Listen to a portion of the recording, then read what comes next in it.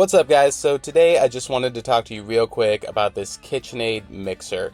I've been using this one for about the last 3.5 years, and as you can see, it's holding up great. There's no paint chips, there's no scuffs or scratches. It pretty much looks as good as the day I first got it.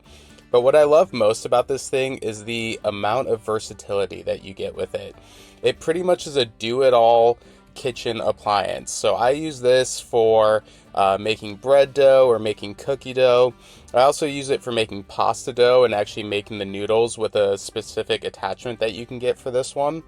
I also use it for grinding meat, which is really nice. I use it for hunting season personally, and I can grind up an entire deer in this and it works great.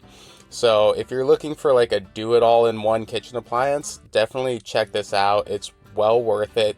And like I said, this one has been holding up great. I absolutely love it. Check out the attachments. They are fantastic, but I would highly recommend this. As always, you can find an affiliate link in the description below if you want to check this product out yourself.